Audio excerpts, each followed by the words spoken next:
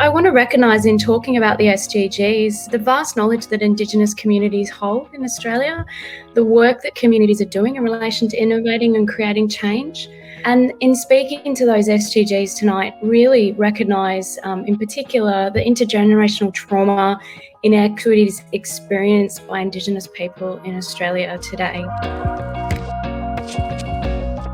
Australia has fared pretty well throughout COVID. However, Victoria in particular has really borne the brunt of those COVID issues. And now we're seeing the biggest 3-month drop in population growth since World War I. And that's really due to the population outflow and the decreased access back into Australia from international arrivals.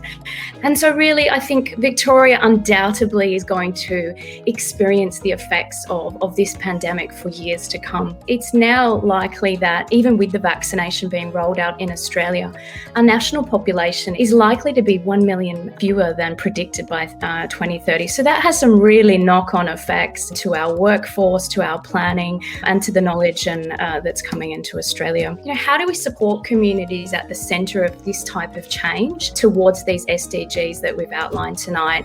To be able to continue to be resilient in the face of these ongoing changes and lead sustainable development and economic growth. But really to create that long-term sustained change, we need to look more broadly than government leading the way and see them take a really enabling role, a networked role. Communities are being done to in this change.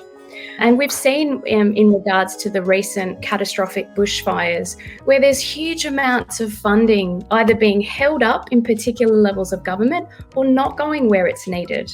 And so people, are particularly those experiencing disadvantage in communities, are falling through the cracks in regards to these funding efforts. Or worse, community voice is not being heard at those levels of decision making where this change is happening. With communities at the centre of our efforts to steward towards these SDGs in sustainable cities, enabling them to lead recovery and response, and to build the supports to look towards those preferred futures that they want to build towards, is about building those structures and those supports in our communities. And it's not really about overlaying more services or more professionals, but actually building in towns and in communities and in cities the strengths, the skills and the talents of those people that live there to steward that change. What's strong in the communities? What's working well? And how can we amplify that and scale those things that are working? Solutions can be designed with communities, tested and implemented much more in a participatory manner.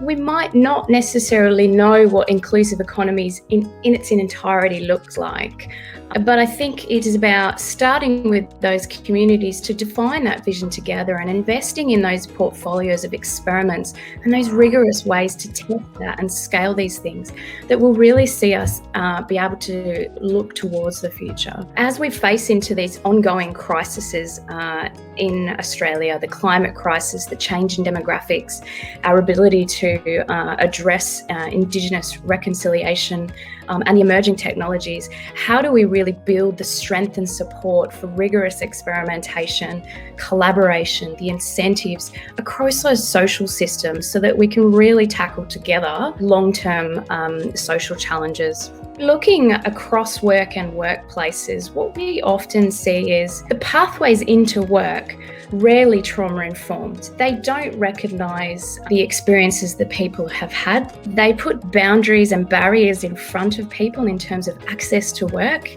And then if you make it through that pathway, they're often traumatizing places. They don't know how to recognise neurodiversities and different needs.